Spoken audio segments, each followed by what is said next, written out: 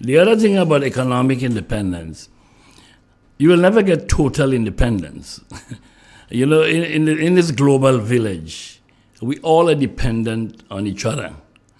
China has the best growth, but without USA and other countries supporting purchasing from them, they are doomed because they can make the things at a good price, but they cannot consume all. And what makes the difference is the consumption. Now, in the USA, consumption is very, very high, So in every country, there is a difference, but every country means a lot to the development of the global village. And you speak of, he's just spoken of, friends, the United States being China's biggest consumer. Now, would we then do so and say, well, the United States is independent?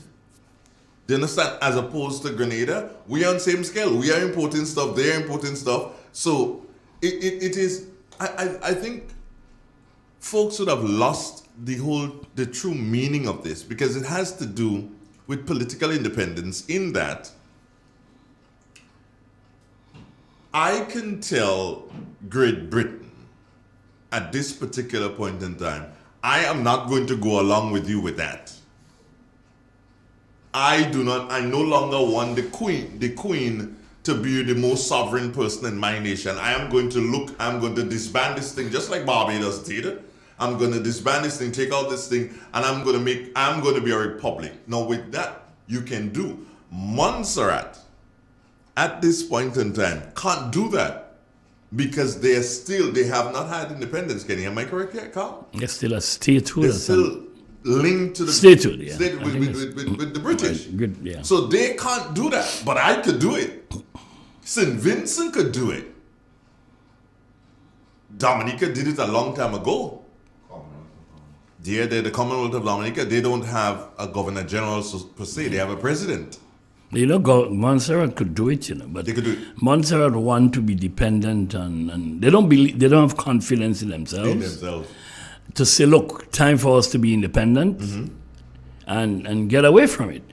But I guess they're looking at the economics and they are unable to be capable of taking care of themselves. Yeah, it's difficult for them at this time, especially with the advent of the volcano and all the stress that they would have gone through. One of the things, Andrew, that you have to look at in terms of economic independence, import and export. If there is an imbalance, if you are importing more than you're exporting, then you have a problem. Grenada has a problem because we're not exporting too many things. Fortunately, we get a lot of remittances coming from abroad, but more importantly is tourism. So sometimes when people talk nonsense about tourism, I ask them if they know what they're talking about, because if you don't receive that money, how will you able to spend money? And it's tourism, remittances, and a little bit of export. And thank God it's developing. We're exporting more fish, vegetables, fruits. So that is helping us. So when you go back to Montserrat and any other country, if there is an imbalance between import and export, then you have a serious problem. You mentioned something, Kenny, and Carl, I want both of you to comment on this, because it has to do with the tourism. Our taxi drivers, a lot of them get tips, and most times, based on what they do, they're paid in US, right? But most of the time, Kenny, you will find a taxi driver, no, I'm not setting you all up to get robbed, but you find a taxi driver with his wallet really fat, really big. And he has thousands of US dollars in that wallet. See, saving that for when I have to buy something. Kenny, is that the correct thing to do? Because it means that the impact of that dollar has not been seen in Grenada, correct? Well, not yet. Not in the immediate. Yeah, But you cannot fault the guy because he's practicing good businessmanship in that he wants something down the road, so he's saving. But so I think made a salient point. And that's how we link tourism to our economy. Mm-hmm. Now, I will tell you something. During the height of the pandemic, when we didn't have this tourism thing, you realize a lot of persons would have planted, they go back to the land. So we see in agriculture. But then without the tourism aspect of it, the buying power can. A lot of things you don't get and sell because we don't consuming what we producing. But when the tourists used to come and everything. SGU and that kind of thing. So, like Kenny rightly say, Kenny speak from a point of knowing. It's a combination of things, but we tend sometimes, and then because we don't have that level of discussion again. So a man going to jump up and say, tourism no good because it's fragile and anything could happen. However, the part it plays in all livelihood, we doesn't really see. Because I tell you a lot, during that time I recognize, I say, no, everybody's saying go back to agriculture. Most people go back to it now. Now everything and nobody don't buy it because we don't have it. So, same thing with independence. So, as Kenny rightly say, so now we discuss independence and with glasses on narrow, like blinders, and we not the real factors that affect our growth as a people, as a country, we tend not to really speak of. So just to add to what Carl is saying, tourism purchased probably 60% of the food grown in Grenada. So the advent of the pandemic, we had a glut on the market. Fruits, vegetables, eggs, poultry. Many farmers suffered. I mean, last Christmas, there was a shortage of egg in Grenada and whole local chicken. Of course, vegetables stood out because, like Carl said, many people went back to the lands. But you see, in doing business, you have to look at, I am going to produce, but I need to sell. Now, if you're producing and there is nobody to buy, then you have a serious problem. Many times, a lot of farmers in particular do not do the survey right. And so sometimes they make mistakes. But just to add, in the farming thing, I've always said to farmers, stop growing 10 and 12 crops. Concentrate on 3 crops. And you have that 3 crops 12 months throughout the year. Now, if farmers are disciplined and capable of growing particular items throughout the year, then you can approach the hotels and say, we can supply you okra or tomatoes throughout the year. And you look at the quantum. If you meet the standard, then they will buy from you. But being not able to produce any one crop throughout the year consistently, obviously the big supermarket, the hotels, will have to look outside of Grenada. Because they can't tell the tourists you don't have tomatoes. They can't tell them this is not available. Then what kind of business are you running? So the farmers could get a lot more. Years ago I've said, this is where the marketing board should be in. To look at the farmers and see how we can coordinate them. Ministry of Agriculture and Marketing Board, coordinate the farmers. Give people specific crop to grow. And you must grow this crop throughout the year. Because if you can't... And you guarantee the market. Right. So, and I don't believe, up to today, Grenada has taken agriculture scientifically. We're still doing agriculture by guess. I grow and I sell. But it's a scientific thing. And I'm sorry, I hope the pandemic would have taught us that science is important as everything else. I hope the pandemic would have taught farmers and people stop saying tourism is not important. As a matter of fact, I don't hear that these days because they realize But without the tourists, I can't sell my food. Kenny, it probably needed the pandemic so as to do so and show people the importance of tourism. But you mentioned the word fragile in relation to tourism a short while ago. And I want to draw some parallels or draw a parallel to Barbados. The Bajans understand totally what is tourism. So much so, and I'm going to speak about it in a media sense. Colin, you listen to the radio stations in Barbados. One, you hear a lot of their tracks, meaning their music. You hear a lot of their music. Two, you do not hear anybody on the radio stations in Barbados fighting not to be a Bajan in their speech. They're speaking Bajan. You have to do something, find a way how to understand the Bajan, but they're speaking Bajan. And eventually you will get to understand understand what they're saying. But most importantly, in the newspapers, if an accident occurs, you may see it on the front page. If a murder takes place, if there's an issue in relation to child abuse, an issue in relation to rape, those things don't make the Bajan newspapers front page. Those things they make the newspapers, but the Bajans ensure that because they understand the whole aspect of tourism, they ensure that is inside the papers. I'm not saying that they're hiding it. I'm just saying that they're putting it in the proper place for their tourism. Kenny?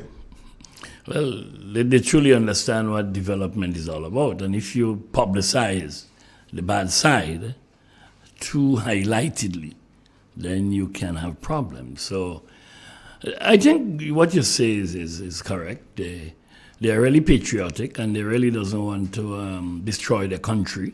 So they hide in a particular way. They put it in a particular place. They don't I'm not going to do something and say the Bajans hide. Well, they're smart. Let me tell you. They're smart. Newspaper, Andre, guide the people who want to read by the front page or the back page. Mm-hmm. You take a paper and you'll get front page, blah, blah, blah, the back page, and you decide what you're reading. Yeah.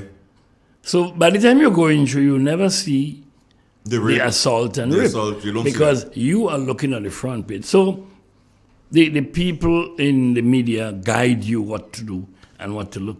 Now that is patriotism, but at the same time you cannot hide the problem. No, you can't hide it. Carl?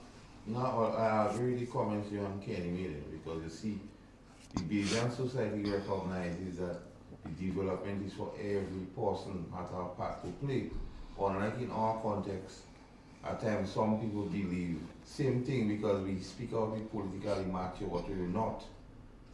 And we tend to use issues or things that happen to either beat up or to praise one set or the other set.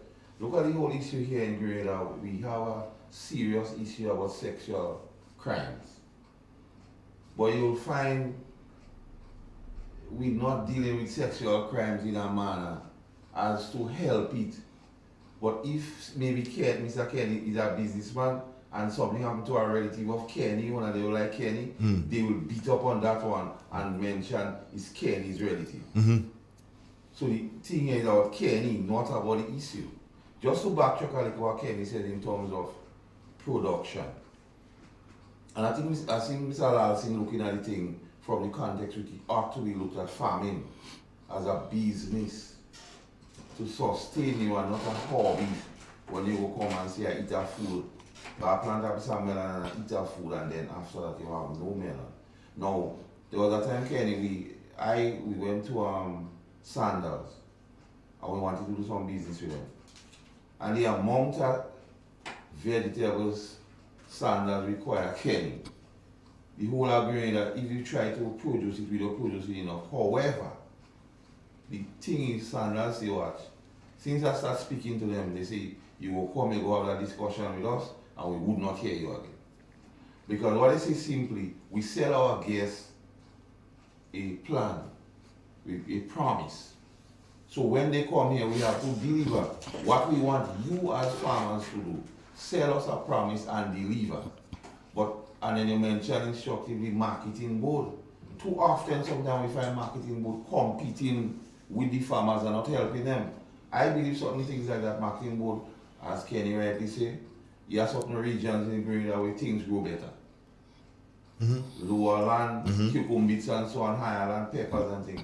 Organize it in such a way, I believe, that you encourage every farmer. You encourage so when them. a farmer produce, he brings it to a depot and not necessarily have to go and walk on the street to see where he could sell.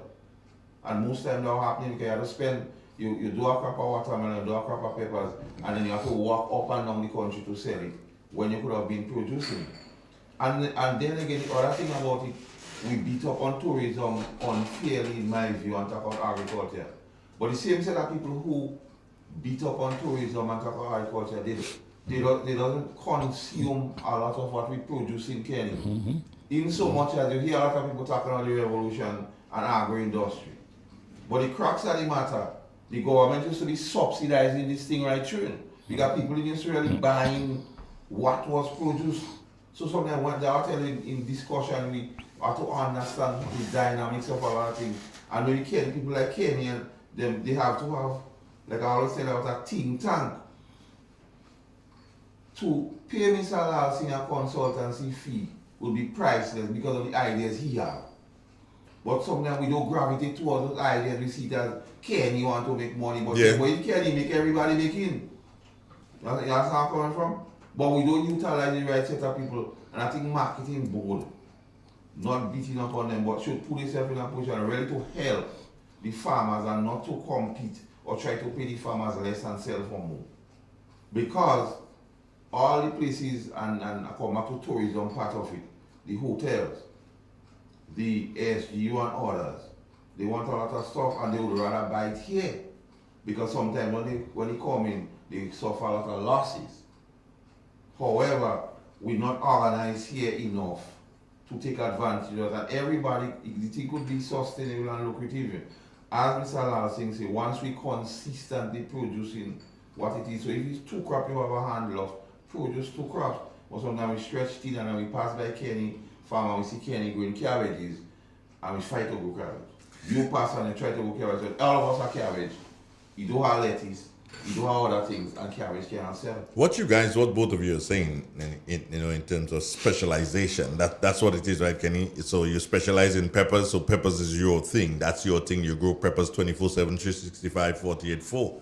Now, in the bigger countries, and the guy in South America who is into bananas, he ain't planting nothing else but bananas, and he has bananas 24/7. You can get bananas from him.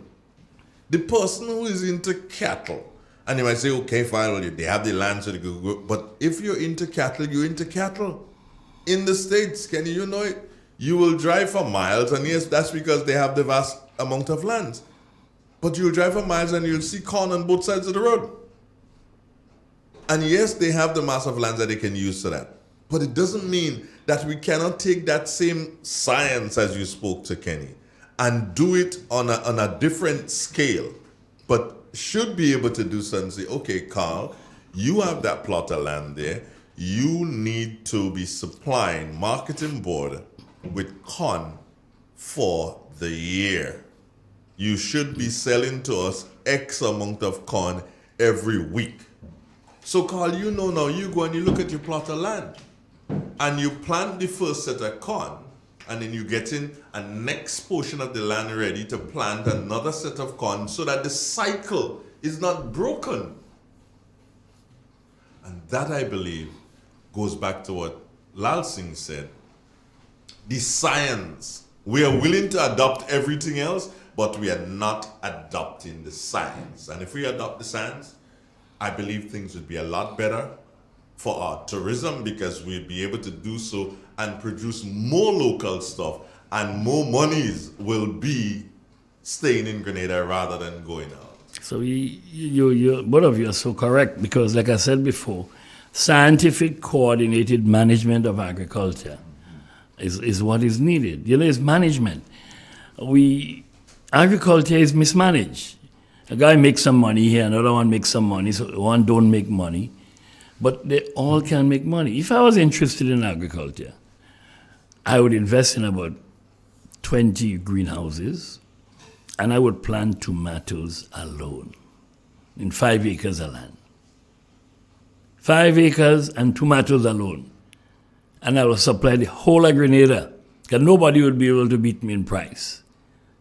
You get the right irrigation system, the right soil, the right people. Similarly, you take another 5 acres and another farmer grow lettuce alone. If we do that in agriculture, like you just said, corn, because they go in many countries, and the people are growing grape for wine, and it's grape alone. The last time I read, they are growing grape now in a building. They put up a huge structure for the grape to wind its way up. And it has been proven that the quality of wine from that grape is better than the one that... So, science it's like and management. Your boy BJ, to bring him into the conversation. BJ Kenny has, he's doing hydroponics. And the quality of lettuce that BJ is producing, folks have to be scared. I mean, I'm talking other farmers here. When BJ starts to do this thing on a larger scale, Kenny, because nothing stops him from growing lettuce at this particular point in time. 12 months of the year. 12 months of the year. That's the thing. And the lettuce is grown in water. All right? So when you harvest the lettuce, Kenny, ain't no dust. So already he's saving it because he had to go and do something, wash no root and whatever. He harvests the lettuce, the roots have been in water.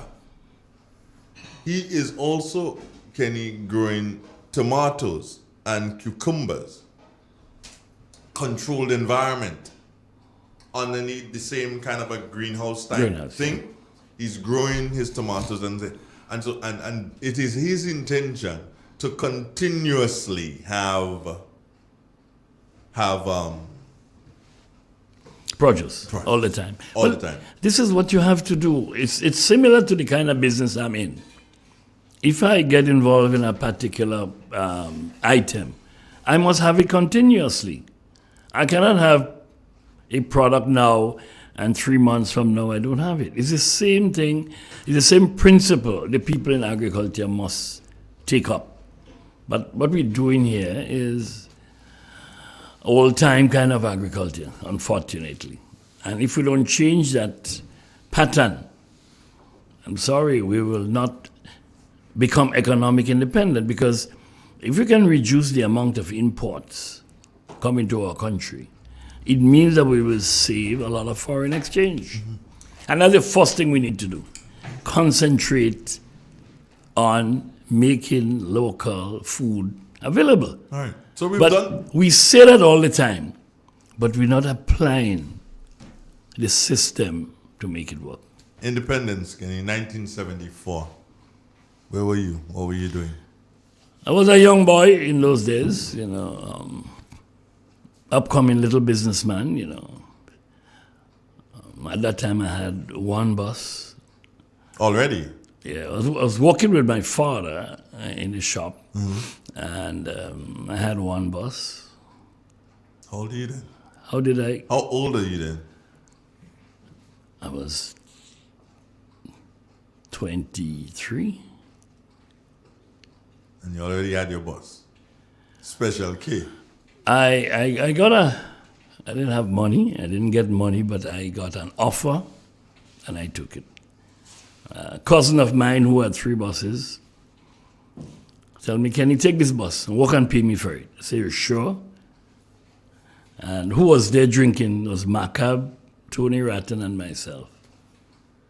And Macab joked me and he said, "Can you take it? Take it." I said, "But I don't know about bus. I don't know about managing that kind of thing." I said, okay, man, I'll take it. And I just took it right Who was away. that cousin? Tony Rattan. Tony Rattan. Yeah. Okay. Tony Rattan was probably early 30s. And he had a drinking problem, but we were together all the time. He always come look for me. Because we cousins, so that's where I got the first start, and then... That's the first Special K? Yeah, first one. And Macab John Glean was the first driver. Oh, really? Yeah, and I say Macab is John Glean. Yeah, no, but I'm saying to you, I say, oh, really? Now I understand the connection between you and Macab. I've always tried to understand, well, how come them two so tight? Well, we tied from Bendicona, He came, we were in Snell Hall. Yeah, because that's where they're from. Right, he's a bigger boy to me, and I was in Bendicona, and everybody seemed to like me for whatever reason, and we became friends. So. Okay. And that is how it all started. Then a year later, some guys came to me and they said, we want a band. Mr. Larson, we want a band. I said, well, why come to me? I'm not a musician. I like music, but why come to me? And so they talk, and, in 2 weeks' time, I went with them to St. David's to see the few pieces of instrument. The guy said he wanted $3,000. There was no organ. And I had $3,000 in the bank. I went and I take it out and I buy the instrument. Put it on my bus, bring it to Sattez, rent a place at the back there, put it in, and then we get an organ rented by Mr. Philip. Philip, who's that? In Back Street. Cocolut? Cocolut. Cocolut had a keyboard? He had a keyboard. Really? And he wanted to be in the band. Mm-hmm. But I looked at it, and the guy said, no, he can't be. So I said, Mr. Philip, we will pay your rent for the organ every time we make money. But you cannot play in the band. He listened to me. Well, he agreed. Probably have a good way of telling people the truth, and some would agree. Okay. Not everybody. But I told him it would not be wise because he tried it with the guys and he was conflicting the music. I don't know about that. I only rely on what they tell me. The band leader was Dave Duncan. Double D. Yeah. Mm-hmm. And 7 Degrees grew to be a very popular band all over the place. And immediately after that, I acquired 2 more buses. And by 1977, I built what you call Kenny's Disco. So by the time the revolution came and they locked me up, at 27, I had 3 buses. I had a disco. I had the band. Still working with your father? No. I said to my father, I have to go. I gave my father an idea, and he rejected it. What was that? He has a building close to his shop. I said, Daddy, let's put a grocery shop here to sell flour and sugar. And I give him all the reasons. I say, if you go by E.L. Park, people lining up to buy. You go by P.G. Hostin, people lining up to buy. You go by S.A. Belfont, people lining up to buy. Your store, you are 1 Granby, 1 or 2. Supply, Carteret, 1 or 2. Say, let's put salt beef and pigtail and flour and sugar. I talked to him a few months on it. He just didn't because maybe he feel I didn't take enough schooling and he couldn't get me to go back to school. I told him frankly at 16, school was not exciting to me. I wanted to make money, I wanted to live, and I don't believe the teachers made sense to me. I don't want to be a educational person with all kind of degree. I don't want that. And I made that decision very early. I said I want to work, make money, and be a big businessman. Unfortunately, my father did not take the idea. What was he selling at that time, though? What guy selling? Who, my father? Yeah. He was saying, boy, you selling. What was the store? He had a store selling everything in Sattez, everything. But my mother, when she was there, she had put a section with sardine and corned beef. And that's one of the things I told him. Sardine, corned beef, and all the tin stuff and cricks and so. And I said, Daddy, you see these things selling faster than the other things. Let's put it over there. He just didn't, And maybe he believed that I was not capable. And so he just didn't do it, and I just got fed up and You break up with your father. Right. But then I started selling insurance just after independence. My good boy Winston White, he and Gary fell out. And so he got a job with Carib Insurance. And although me and Winston were good friends, but I was voting GNP, we were good friends. And he knew that. So that's why he lost by 1. No, he lost by 1 because my relatives didn't vote. But he knew. I didn't have a problem with Eric Gary, but I didn't grow up like that. And so I would go to the Meet the People tour. You may have heard about that. Meet the People tour, where you go to Rose Hill and they would kill a cow or two and plenty food and drink. And I would be there with them, a young boy. So he was working with Carib Insurance. And he said, can he come and sell insurance? So I went. And I had my briefcase in my car and I was selling insurance like Poposin. But it was only motor and vehicle. Yeah, just vehicles only. And that is where I made some money.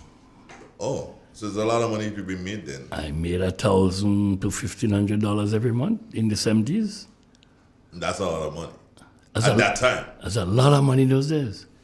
But of course, I was a spender. Like cooking food here, drinking here, liming day and night. So I lived my life and I grew.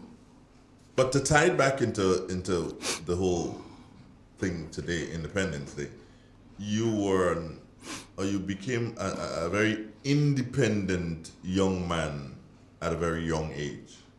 Yes, I was. I was. Because by the looks of things, by 19, yes, you're working with by 18, 19 or whatever, 17, you're working with your father already and earning your money. So you then believe that he has started to grow under your arms, so you believe you're a big man. The thing about me, I learned to manage. When my father took me to the races. Simon? Yeah. Mm-hmm. They give me $1. So I must come back home with 25 cents. The 75 cents is to buy a ticket. There was 10 cents for a ticket in those days. Lollipop, ice cream. And you gamble. Some of them I win, some of them I don't win, but of the dollar, I must come back home with 25 cents. And then I put it in the post office, savings. The post office? Yeah, the post office. The revenue office had a saving bank. Mm-hmm. There was no bank in Zates. You either keep your much money under the mattress or in a safe, who have safe like my father, or under your mattress, hide it, walk all about with it, or you put it in the post revenue office. There was a government saving bank there. Interesting. Yeah. So a lot of people saved there. And that went up all the 80s. It was, I don't know if it's that or they transformed into the Grenada Development Bank. I don't know. I don't know how it came. But it was a government saving bank. But Kenny, that means that there may be monies that people would have saved in that bank and never collected because they died and all sort of things like that. Quite possible. Even all now, if you die and you did not make your account run, Stays in the bank. So in the bank and then turn it over to the government. Yeah. Zingo says good morning. Oh, yeah. Good morning, Zingo. Evelyn Alexander, isn't that his name? Yeah, he is. Yeah, That's the man. Evelyn, he says, good morning, Mr. Lal Singh. And this is interesting. Thank you very much. This is the first time I'm seeing Zingo in my life. Good morning, Zingo. I guess he's killing himself laughing because I said that. But Kenny, take us now to what was the mood like round about independence at that time? What was it? 1974. What was going on? Well, there was a division. Mm-hmm. the GNPites didn't want independence under Eric Gary, but both parties went to England to discuss independence. They knew that the British government wanted to get rid of us. All these islands were a burden to Great Britain. You had no usefulness anymore. So Eric Gary ran in 1972 on the promise of independence. He won a landslide, 13-2. And so, the British government could not deny it.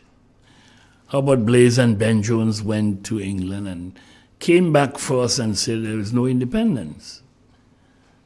And I said, well, how could they say that? But, I didn't know better myself, so we all listening. But when Sir Eric came back, he said, here are the signatures. You went to a conference and you signed to say you're part of the conference. But the United Kingdom doesn't want you anymore because you're a burden. You're not shipping anything to us to make sense. So there's no way the independence would have been withheld. You know what is interesting? And so Grenada was badly divided. And the GLPites were celebrating, and of course the GNPites had to humble themselves. So they created a massive difference in division in Grenada. So today we see that division exercising itself when one party is in power, the other party ain't bothering, and that party that ain't bothering gets into power, the other party that was in power not bothering. But very interesting, Kenny, you said that one party wanted independence and the other party did not. We can fast forward it to today. Don't leave out that part. One party did not want it under Eric. Okay, that was his that's a very important part here. So we can fast forward it to today. The New National Party decided, okay, fine. Under Keith Mitchell decided, okay, fine. We're going to do some changes to our constitution and, referendum and whatever. But the other party, whereas knowing that it is a good thing that we're doing, they did not want it. They campaigned against it. Kenny, isn't it interesting that after all these years, the more we change, the more we remain the same? Well, yeah, even back to the revolution, the country became even more divided, because the powers that be couldn't tolerate anybody opposing them. And so we built a culture with a dividing line. If you're in power, this is who you are. If you're not in power, this is where you are. And so, I think it's unfortunate that we have developed that culture of division in Grenada. And I guess some other countries probably are similar. But it is very, very sad that this is how it is. Now, we can break that barrier, We can break that barrier. I was going to ask you that question. How? The powers that be, whoever they are, can break the barrier by getting more people from the opposite side involved. Get them involved.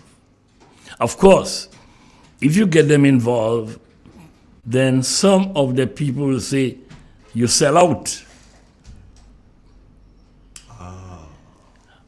But we must never worry about that danger. We need to build a country holistically. We need to bridge the gap. I think Barbados is a very shining example of it. Of course, now we see more division in Barbados. Yeah, they've gone that way and there's but division. The Bajan have always remained collectively together, regardless of politics. They would stand up for Barbados, whatever happens. They would differ. But I find a deep dividing line because in the last election, whereas you had two traditional parties, you then have three parties, and then you have independence. And I said in a note somewhere, something is wrong with the Bajan. If Mia Motley calls an election quickly, with long ahead, and then you turn around and have 100 and something candidates, then you automatically giving her power. So I think they have gone silly. Now, fortunately in Grenada, we still basically have two political parties. And I wish we would see things holistically. Now we go back to the constitutional changes. And one party, when I saw the kayaks refuse the amendment to put their name on the passport, I say we've gone bad. The kayaks have been asking for the name on the passport. But no, the kayaks say no to it. And I'm wondering, well, where have we gone wrong? You're saying that all the time, put the name on the passport. Well, I don't believe in it. They put it in Calypso Sugar Patch, put my name on the passport cover. And people jump into it. Mm-hmm. But then you voted against it. Of course, Andre, my position on the Constitution will always be the same. The reform, you mean? A new Constitution. Oh. Now, legally, people would say, well, you can't do that. You cannot amend or change the Constitution just like that. You have to follow. I say, why are we following a Constitution that the Lords of London put in place for us? Why are we doing that? We shouldn't. We should get rid of it. And the people's representative, but of course, in an election, a party or both parties must put in the program, we are going to write a new constitution. So, if the people vote you in, it means that they agree with a new constitution. It's like when Gary say, if I win election, I will give you independence. I will go to Great Britain and ask for independence. Are you saying here, Kenny, straight, frank and simple, that Dr. Mitchell should have just decided, okay, fine, we changed the constitution. He had 15 seats, he could have done it. Well, I told him so. I was in the cabinet at the time, and I said, I don't agree with this patch thing. I'm saying, legally, the lawyer, Dr. Lexington, will tell you, well, legally that is not correct. But you have to look at the political side. Mm-hmm. And let me tell you, Andrew, if Dr. Mitchell had changed the constitution, write a new constitution, put it in place, let the 15 MPs agree on it, there will be opposition. But you think any government coming afterwards will change it? They can't. They will not. And they wouldn't. They will not. And I think he has made an error there. And I don't think anybody else will have a chance to do it. You see, well, you speak volumes there, Kenny, in terms of we as a people and how we treat with issues. And the Constitution is one where it comes back to the same thing on independence. We say we're not truly independent because we still have colonial ties. And when one party starts to break some of the colonial ties, we don't support it. And you hear arguments recently, as in days, weeks and months, that we should have a fixed date for election, that a man shouldn't be there too long. And then you ask yourself, what, that wasn't part of the amendment?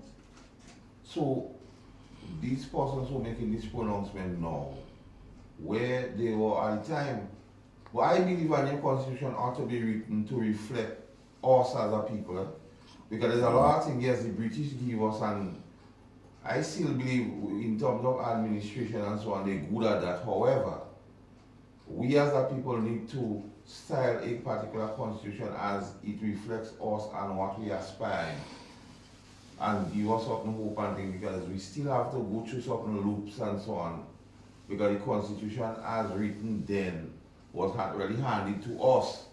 And just a quick point.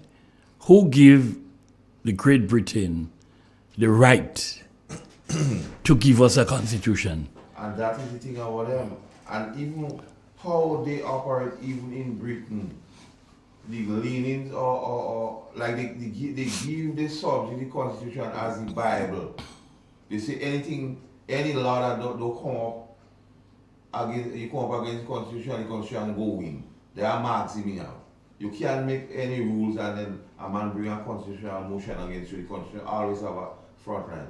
But they making rules and things in their place to govern them in lieu of the Constitution. So, in one hand, they saying it's good for us. We could be independent thinkers. But we give you that, we don't want you to be independent thinkers. You have to follow the guidelines. And it comes back again to us as a people, Kenny, and you say, from since 74 coming down, some people find it is a good thing for the country, but not under Kenny. Kenny shouldn't have the right to say, under my government it happened. You understand? But it must happen. You speak about, yes, you speak about even unity, and even in the pandemic, most persons refuse to take the vaccine, not on the grounds of the vaccine thing. I don't mind taking the vaccine, but not so. And when persons from our opposition would have lent support to the powers that be, the amount of beat up they get, if another person thin skin, they're afraid to be part of the process, as you say, everybody has to come together because it's grenade at the end of the day. And we still on the mode, and I always tell Andrew when speaking, there comes a time everybody in the state has to recognize when it's grenade at time, and not NNP time and NDC time and whatsoever time. What is good for the country, everybody should subscribe to it like how the Bajan did. And sometimes Kenya still feel we doesn't have the political will to make to take decisions because we thinking about vote down the road. Now, when me and them decided to do what they do in Barbados, you realize they know it had to be done, so they do it. And to face whatever fallout comes after.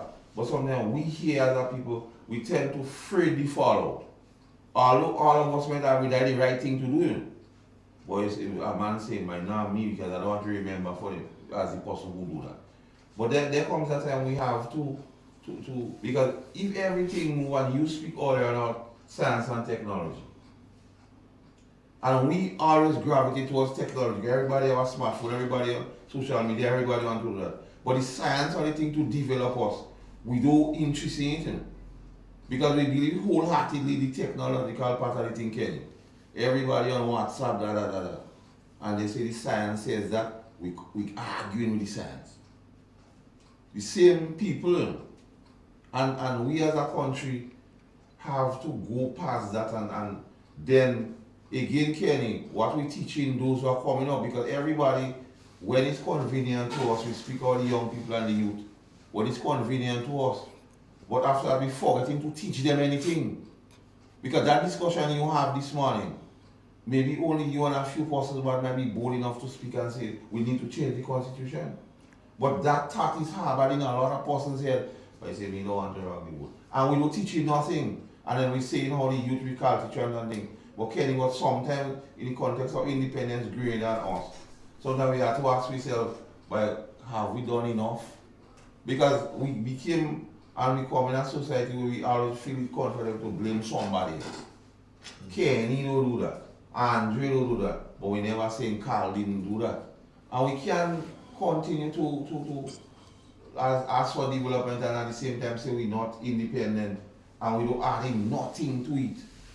And my whole thing about it is, Kenny, if it's one, as you say, just like in farming, if it's one crop we could plant one crop, just in the development of the country, it's one thing we could do, just do the one thing. If it's water we have to bring for fellas to go and promote the thing, just give them water to drink because you go help them to go. But sometimes we always feel we have to be in charge of, and I don't know if that is inherent since, as you say, about 74 and coming down there. This party feel yes independent but not under him. And we still have this kind of thing with us. I don't know how we go. Just a quick point on independence and constitution. The British is so worthless. They gave the Barbados people a completely different constitution to what they gave Grenada. In other words, the constitution of Grenada tied Grenada in that you cannot make any changes except you get a certain amount of votes. Yeah. In Barbados, the lady was able to change things in the constitution by parliament. Grenada can't do it. Let us tell you how worthless the British people are. That's why I will kick out the Constitution and write a people's Constitution. And I've been saying it for me. So are you suggesting here, Kenny, that could be part of the swan song of Dr. Mitchell, in that he wins 15 again and then he needs to sit down and say, okay guys, let's do this Constitution, because he has more than the 2/3 majority? But the 2/3 is not in Parliament. The 2/3 is the electorate. It's the electorate. It's the electorate. I want to tell you, the British people at that time, they gave you independence, but they tie you in, not to get out. Except you're brave enough, like Morris, So and suspend the Constitution. How can we do it? How can we do it? You have to be brave. If you're not brave, You have to build the cat and have the appetite. and do what is right for the Grenadian people and the country progress, then you will not get it. And I told Dr. Mitchell that in 2013, constitutional changes they want to recommend doesn't make sense. Write a new constitution. I said, this man, Mr. McIntosh, wrote a constitution. I read part of it. Let's look at that constitution that Randy McIntosh wrote, and let's put it in. You have the best position to do it. And nobody else will change it, because you know why? It was put in place by the people. The people voted the government. The MPs agreed to it.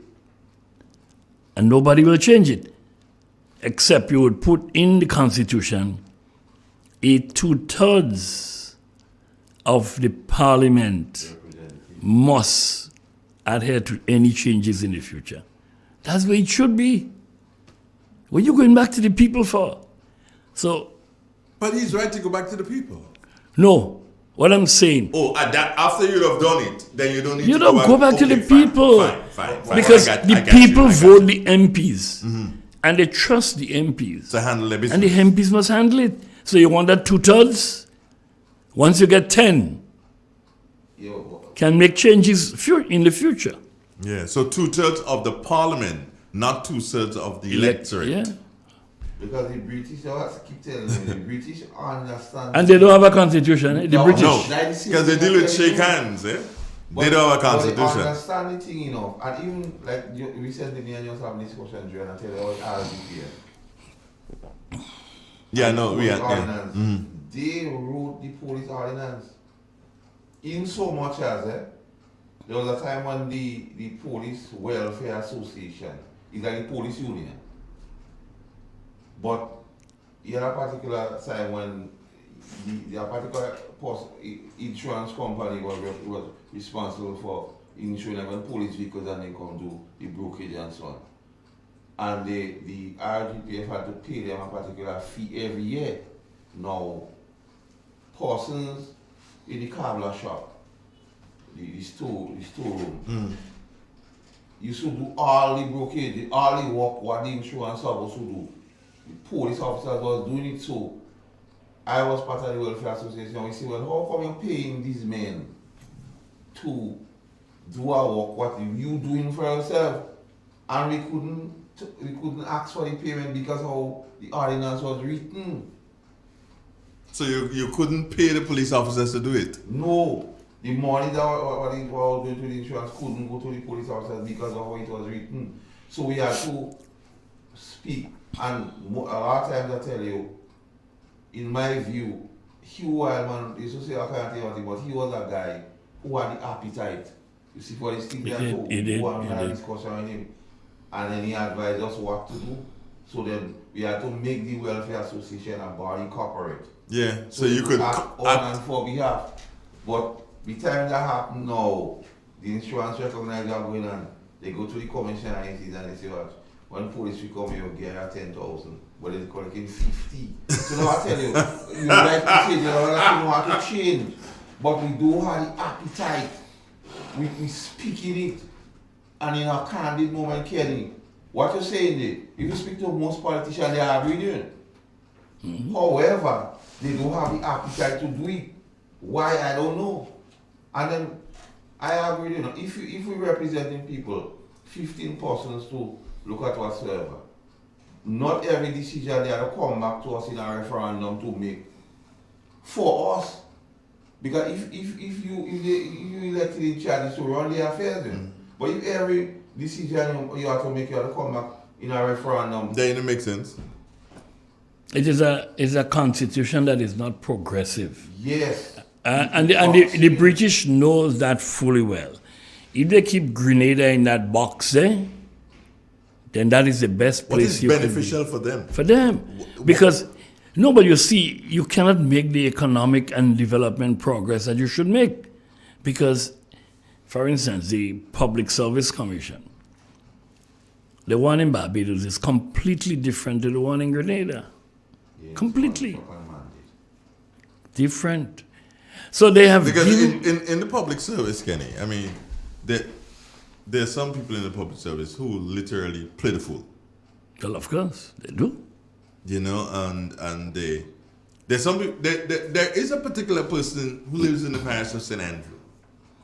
I wouldn't call his name because I didn't want to do something. I have to go through the court with that legal thing.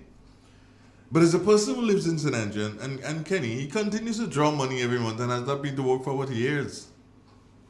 It's happening in many areas. And that's why, I don't know why Dr. Mitchell keep complaining about the problem in the service and he want to improve it. Why didn't he change the whole constitution? Because that is a saddle on him. He could have done better if he changed the constitution. Because what you mentioned is happening all over Grenada. Yeah, there are a lot of people in the public service. There are people who walk into their offices and walk right back out. But listen. And you don't see them for a week, Kenny, in the public service, and you can't fire them. But listen to Andre, even under the constitution, because the RGPF the constitution create the RGPF, and it outlines the establishment and ranks. But it was never intended, the British never intended for a local man to pass inspector. So they call them non-commissioned and commissioned officers. So officers from the rank of ASP upward was intended for the British to hold. But it happened now. But for operating purposes, you have ACPs and so on. But if you look in the police ordinance, they don't replace it. They don't speak to them. But nobody just saying, well, the operation and they have so much power with anything, but in law, they don't have a foot to stand on. They don't exist. And nobody see fit to say, well, nah, but why this man, the ACPs have so much power, assistant commissioners, crime operation and thing. When you look at the thing, they don't speak for. But nobody don't say, well, okay, let me build a cat and make it so. So when you say we have a need for a new constitution, it's real. Because a lot of things, the Public Service Commission, again, a man could do whatsoever he wants, basically, once you get permanent. The only thing, they waiting until you get frustrated if you want to go for yourself or dead. Or reach the age. But that's not happening, because I could tell you one thing based on what Andrew said. The government closed down a program in a particular ministry. Yeah. They then transferred the man to the ministerial complex on a desk. He is drawing a salary and he has no work to do. Oh. Secondly, there is a situation way back. People are seconded to a statutory body. But that person at the time of retirement will get full gratuity and pension from government and full gratuity and pension from the statutory body. And the public service, the Ministry of Finance, ministers, everybody sit there who know about it and will do nothing about it.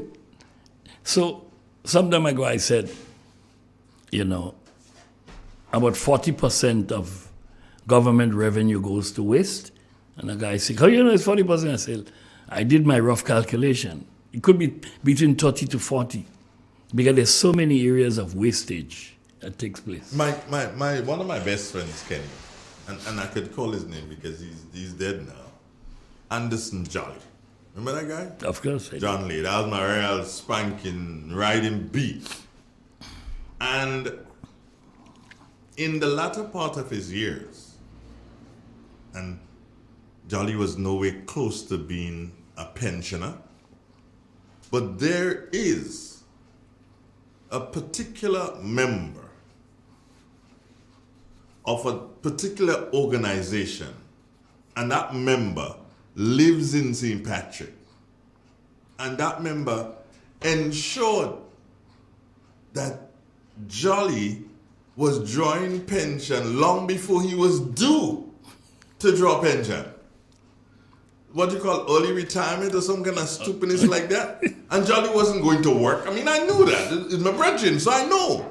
Jolly stopped going to work. I hope he was not his medical doctor. No. He stopped going to work, and Carl, he didn't just stop going to work, and he just stopped going to work. And he was getting paid every month. He was getting salaries. And I'm like, okay, what can I do? But I know the particular individual from the parish of St. Patrick who caused that to happen. I know him.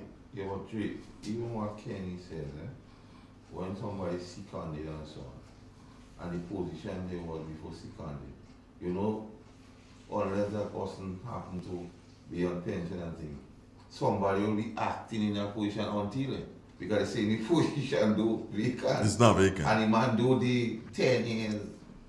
So a lot of things are to, you have to have the appetite. Whereas they should really put a secondment for a 2-year period. Definitely. Here's something else that or you resign. I know that both of you all don't know. When you're a governor general, and then you pass the stage that you're no longer a governor general, Kenny. So if you become a governor general and you last for a year as a governor general and you get changed, you get full salary until the day you die. I know. You know that? You're tax free. Yeah, I know you that. Yeah. I know that. But Kenny, that's craziness. The Constitution again. No, it wasn't the Constitution. Wasn't that? That was done in 1986, 85, 86. It was putting in place a pension for parliamentarians and the GG. Oh. But the GG gets full salary. Prime Minister gets 3/4, the GG get full. An MP gets, after 8 years, you get 50%. Over 8 years, if you make 15 years, you get 3/4. Okay, so Mr. Thomas or now 2/3, gets something Mr. like Thomas, Prime Minister Thomas now gets 3/4 of his salary. He will get, yes. What, But hold on. But it has nothing to do with the Constitution. Hold on there. Prime Minister Thomas, we didn't know that and he never told us that. It's interesting that you're saying that now, Kenny, because we never knew that the Prime Ministers will get that. Well, I was in Parliament, when this legislation was passed. So Prime Minister Thomas, you can make contributions. What was the yardstick used to cause the Prime Minister and the GG to get more than the other persons? Because it was a motion brought by the late Marcel Peters as leader of the opposition, yeah. right? For that to happen. He was the leader of the opposition. And the government at the time allowed it because NDC? you see so many. NDC? No, it was Howard Blaze. Howard Blaze, okay. And then that was the first NNP? Yes, under Howard Blaze. Yeah. The argument was you see so many MPs who have served, have nothing.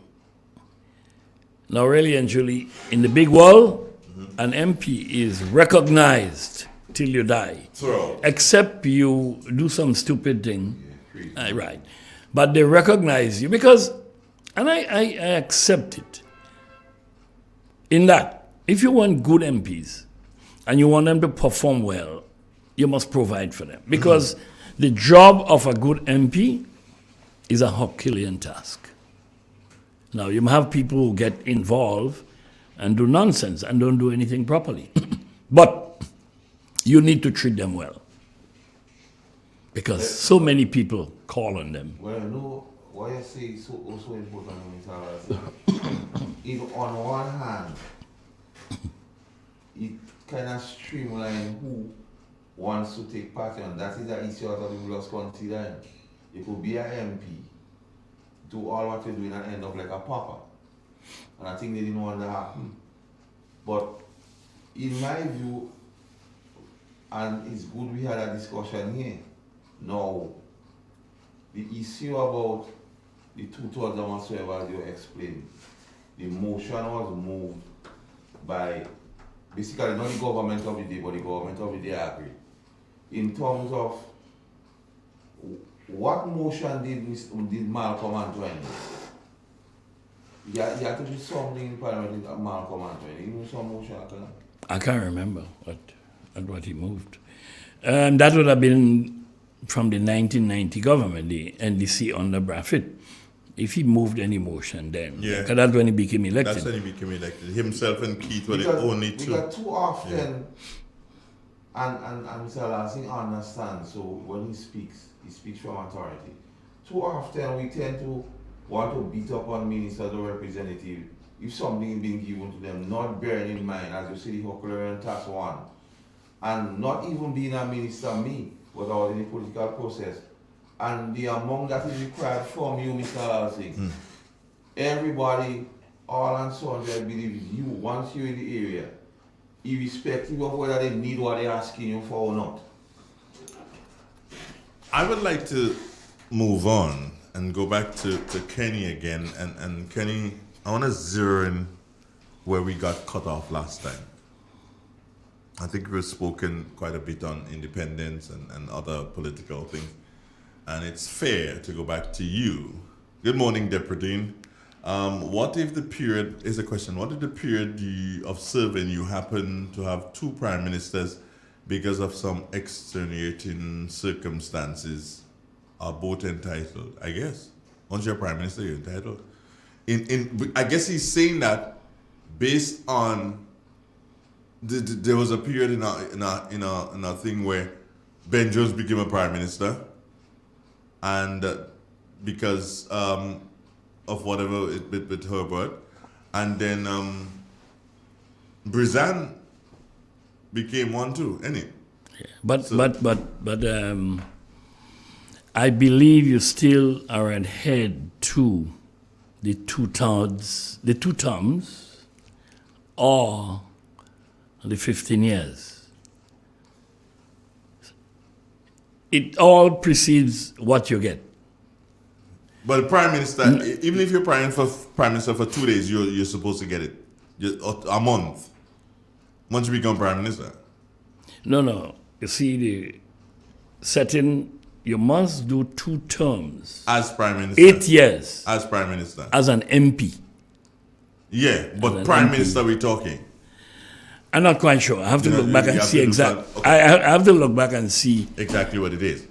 I think it has to be because you know what happened? Because of the Governor General. Brizan was receiving three-quarter. Three-quarter. Because he did 15 years in Parliament. Did he do 15 or 10? Well, 3 terms. He did 3 terms? But the 3 terms didn't reach 15. So he was getting half. But I believe the government of the day felt sorry for him and because of his condition and gave him the full three-quarter. So, but we need to look at the legislation to know exactly. I need to have a look at it. Kenny, let's take a trip down memory lane again, and we are talking about the development of Calico last time, and that's when we had the problem with the quality of the broadcast. You're speaking about the development of Calico, and we were at the point where you were speaking to having lost and that being one of your mistakes in relation to your business in the Karani James Boulevard area, the Nutmeg Association building. So the Nutmeg decided they did not want you. Can you get out of here? And you had to get out. What did you do next? Well, I started in 2010.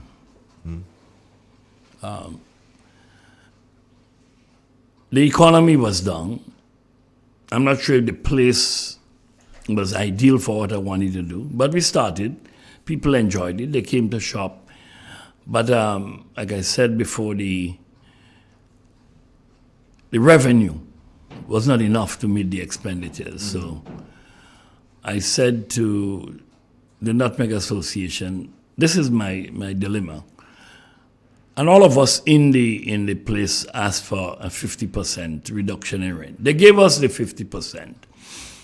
And that ticked us over. The next year, said to them, that was 2012, 2010, yeah. Can you continue the 50%? Because the economy is not getting any better. The revenue is not improving. If not, I'll have to leave. And by that time, I was owing them some rent because I was paying the 50%. Okay. And they said, no, we want our full rent. I said, well, then I'll have to leave to cut my loss. But to open a business and to close a business, there is a huge cost to it. As a matter of fact, my cost on that particular business was nearly $2 million. Only last year I finished paid the loan for that entity. So it was an error, but that didn't stop me because even while I was there, I was offered the building in Gove by the previous owner. I accepted it, and we are still there. Of course, they have its challenges. You have to put management system in place. We still have it. People appreciate it. We have 25 workers in Gove. It's maybe after the GCNA in Gove, we may be the highest employer in terms of volume of workers. In Gove. And it is still there.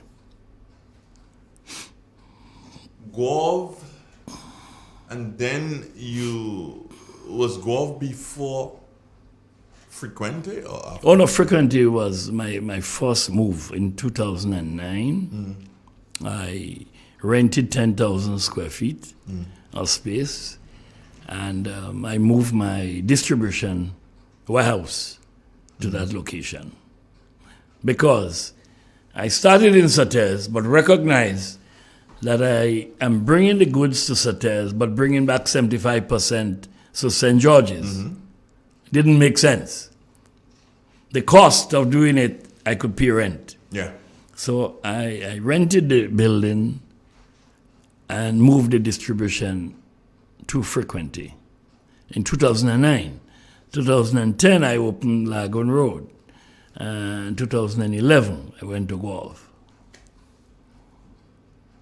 Okay, so you're no longer in Lagoon Road. You're definitely into Gove, and as you say, it's doing pretty okay. You are up in terms of employing people. You're probably the second largest employer in Gove, so that could make it in St. John based on how you look at it. Now that's good. That's great. Congratulations on the impact that you're making on people's lives. But let's go back again to Frequente. What's there? Well, in Frequente, we struggled along, and we had a fire in 2018. But in 2017, we purchased the building that belonged to Antoine Woodworking, and immediately started to put a new structure and remodel what was there to what it is now. Unfortunately, it was 8 weeks before I moved my inventory from the old warehouse to the new one, and fire 11:15 in that particular day engulfed the building, and I lost everything. So I was back to -2. Fortunately, I made it.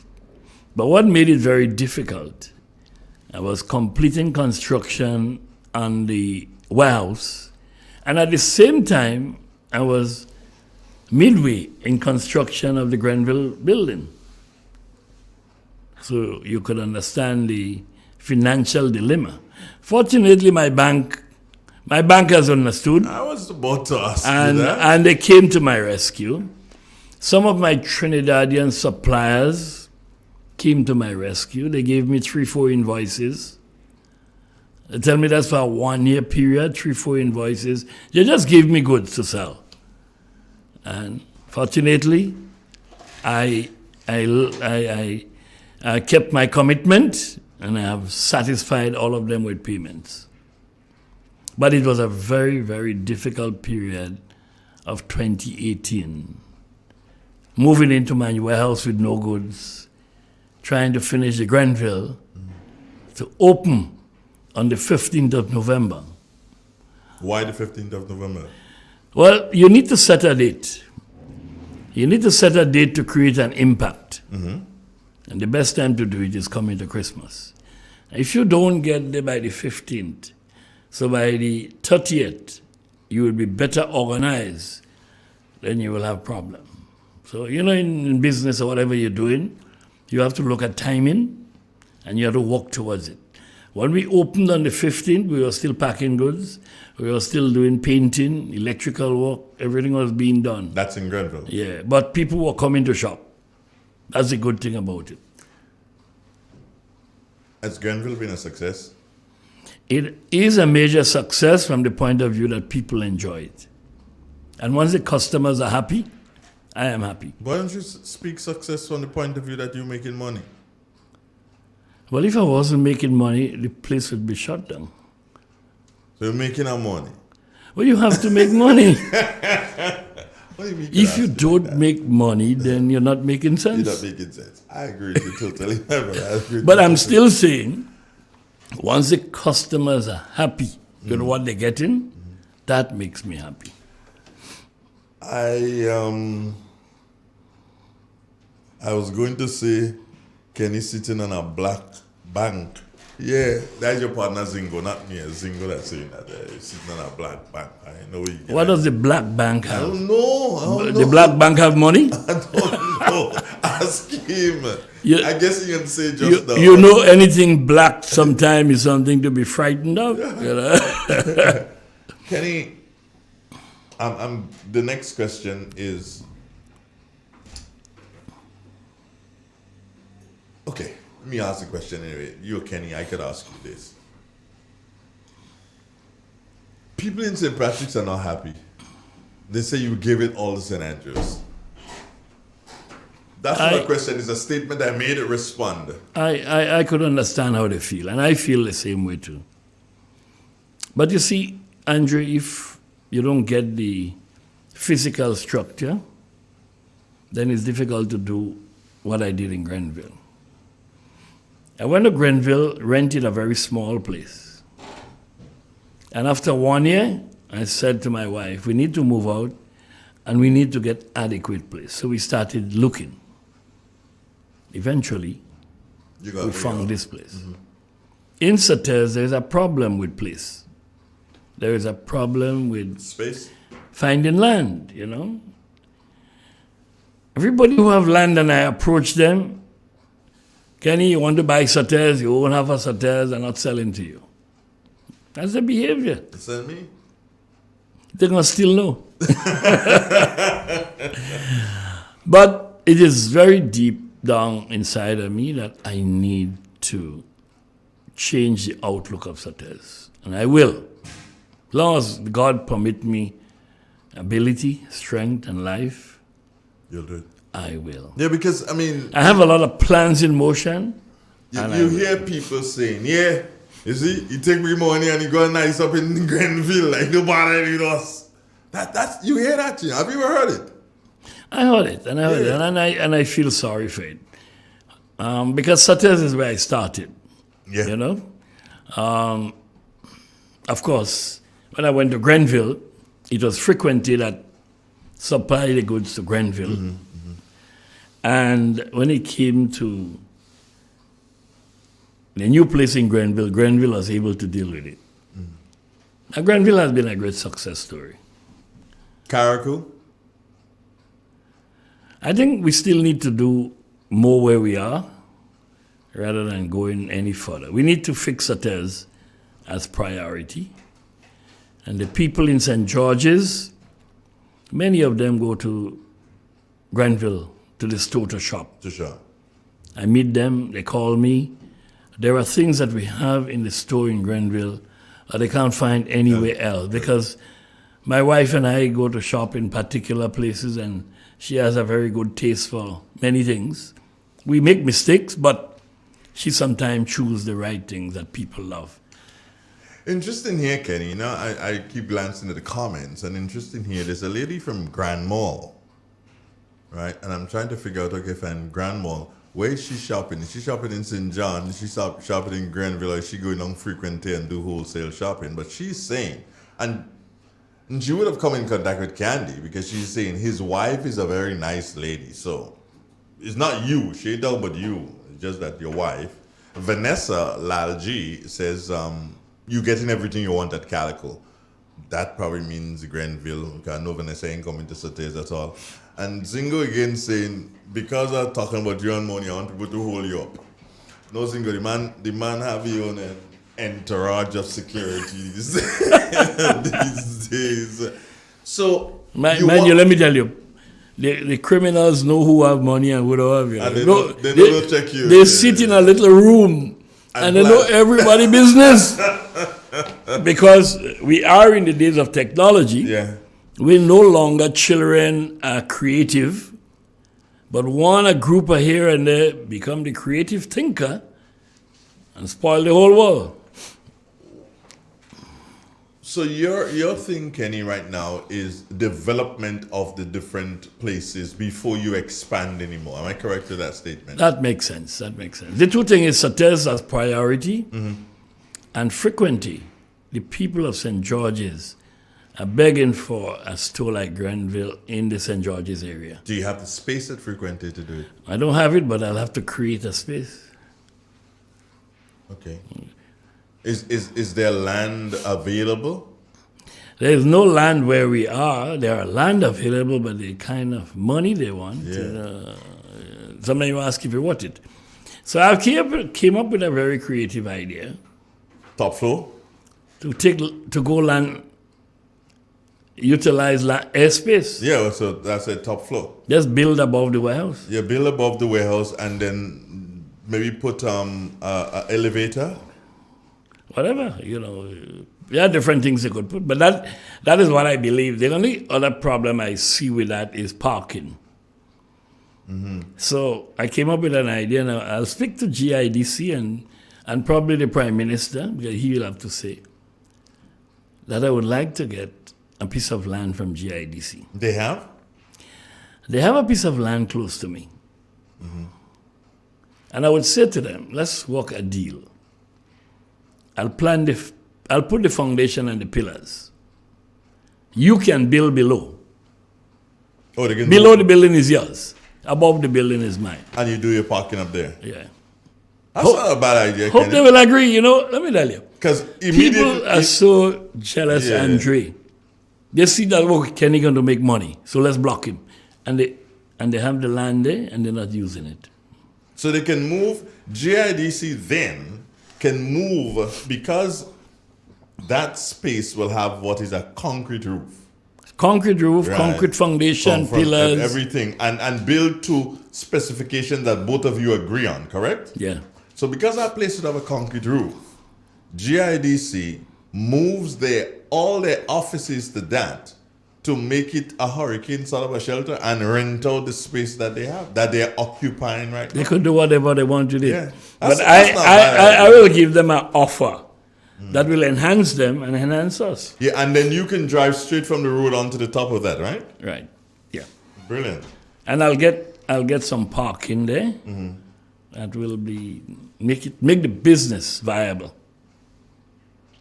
And then you put an elevator from the park, so people go up, come down, and the cars will be, and then I'll put a covering over it. A covering, and then you could specify so that your cars will be cool when you come back. And then you could specify, Kenny, that no trucks, no what available. Yeah. So somebody with a truck can't really get into there, and you don't have to put it. You just put a barrier so that a certain vehicle of a certain height can get in there. That kind of stuff. Right. Not bad. So that's the future. Are we talking here to the future of Calico? Well, of course, we're in 22 now. I hope Sotes can get his end, and 23 Frequency can get it. I don't have a lot of time left. I mean, you're retiring. You're going to buy the yacht? No, I'm not retiring. But we don't know how long we're going to live. Huh? Big question, Kenny. But while I'm here, I've always said, while we are all are alive, just keep doing things. Just keep doing things. It keep you energized. It keep your brain functioning. And if young people think I'm not thinking like them, I'm thinking like everybody. I know what young people want. I know what everybody wants. I'm not retiring, you said that. No, I'm not. As long as I can keep going, I'm doing. And I'm not doing it for me, I'm doing it for everybody else. Karen, no, let me not start with Karen. Well, yeah, Karen, Kennard, Kenisha. They well, and of course Candy. You can't forget Candy, the mastermind. I call her sometimes. Yeah. Sure. She is. They are big with this, and they're all fully behind you, right, Kenny? Yes, they are. They're fully. We work together. It's theirs, and I'm going. It's theirs. It's more than they could handle. As a matter of fact, when I tell you about frequency, I don't even think I tell them that yet, Oh boy, they hear it. I know Candy's listening. Good morning, Candy. And Zingo again saying, big up wife Candy Lal Singh. Well, I know. Okay, Zingo. Is Zingo here or is he abroad, Candy? Is he here? He's in New York. He's in New York. Okay. Zingo, what's the weather like this morning? Well, finally, Kenny, as we wrap this up this morning, I'm going to ask you a question way out of left field. Elections are due. What happens with the next elections here in Grenada? What's going to happen? It's difficult to say. I would like a very stable political situation. Mm-hmm. By that I mean opposition is very important. I don't like the idea of 15 seats. I want to see a balance. But of course, the people will decide. Mm. If the people believe that you are not ready, then so be it, But by the way things are looking, Kenny, it doesn't look like there's any opposition to Keith Mitchell and the New National Party. I mean, let's be straight up about it. I don't say what people want me to say, and I hope I don't put you in trouble. No, go ahead. I don't want you to say anything. I'm just speaking the truth, and Carl is here. Carl could do some chiming. There's no, when you look at it, Kenny, beyond any shadow of a doubt, let's put it this way, beyond any shadow of a doubt, the NNP is going to win the next general elections, right or wrong? Yes, I think they will win the next election. I don't know what the result will be. The NNP, and I'll say two things, as a government, could have done better. I am not happy. They have kept the country fairly stable. They could have done better in many, many areas. And one of these days I'll talk about it. But they have kept the country stable, which is good. The NDC, on the other hand, have not impressed me that you're ready to govern, from what I've been hearing from the new political leader. I wish. How do you view him, though? I wish Dickon Mitchell, Mitchell is a political youth. He doesn't have experience. Politics is a specialized game. Mm-hmm. You have to understand it. Government administration is specialized. You have to understand it. And that's why so many times when new people get into government, the public service control them because they are there long. They know the ins and outs. Now, you need a strong leader who must be able to articulate what are you going to do for Grenada. The NNP is patching road, not widening, not doing this, not doing that. If I get elected, I will develop a physical infrastructure plan, mm-hmm. Short, medium, and long. That's what I expect Dickon to be saying. And by so doing, we are going to widen this road. We are going to do this. We are going to do that. We are going to use the Baba grain to pave our roads rather than patching here and there. Just as one example. Mm. If you can't tell me on a weekly basis, and if you start now, by the time election come, you'd have already articulated his entire program. If you can't tell me that, then you're not ready. Kenny, as I wrap here, I say this to you. They can't even, I mean, I'm being straight up. It's been months now. He's been elected as political leader.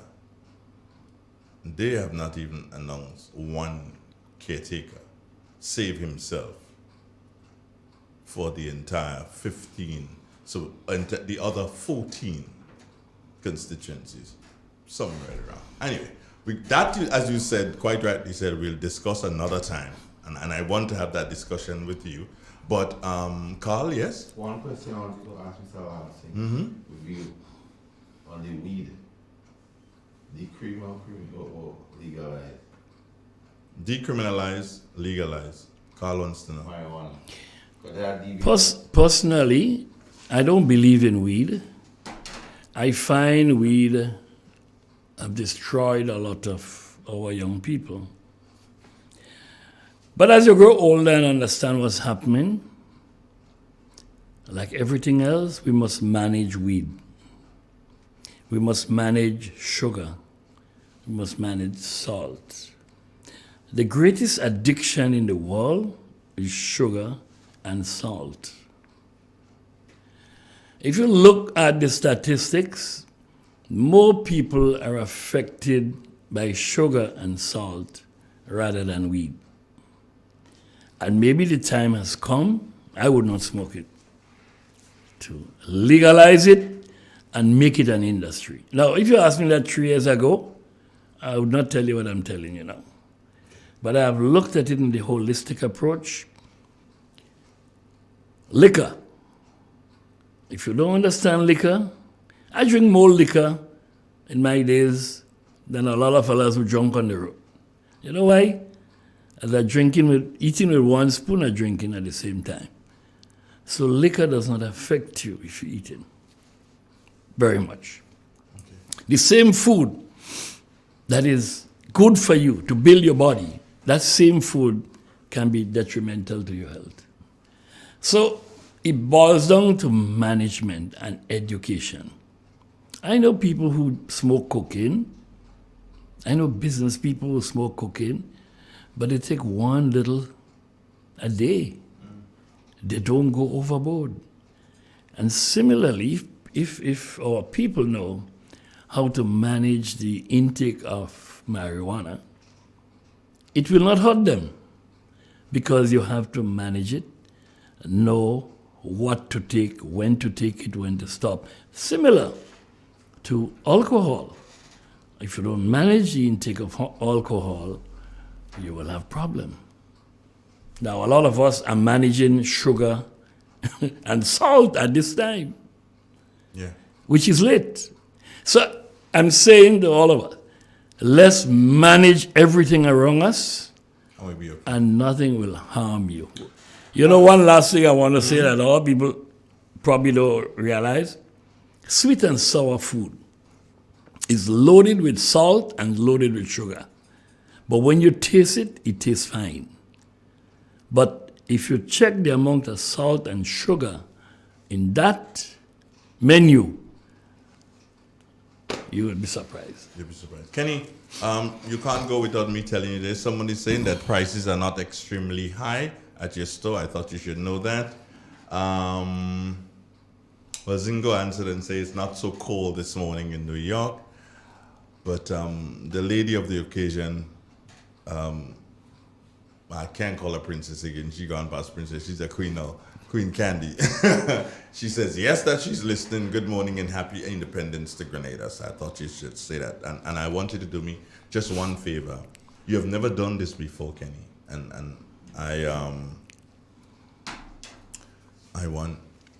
going to ask you to do it now. You may choose not to.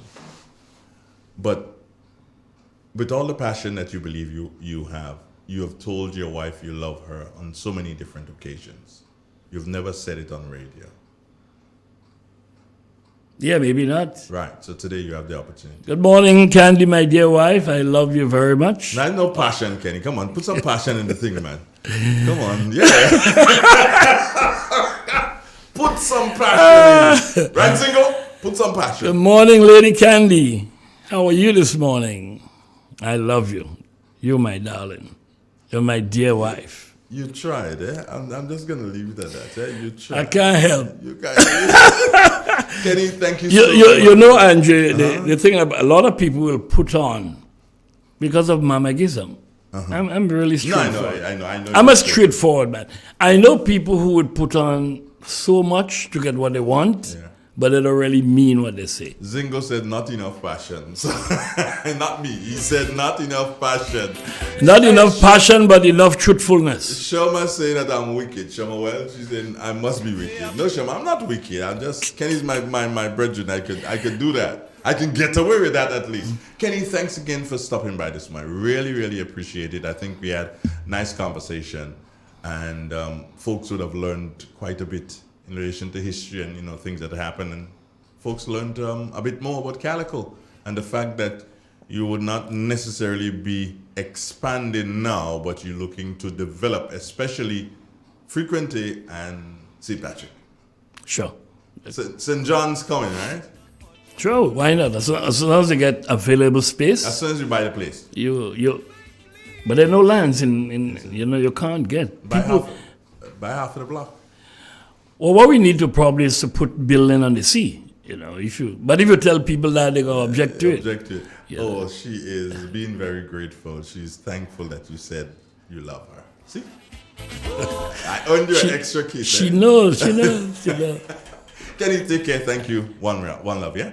Thank you very much, Andrew, and to all your listeners and to Carl. Carl, thanks again, man. thank you very It's so wonderful. We've been here together. We're going to leave here together. One love. Take care, sir, folks. Bye-bye.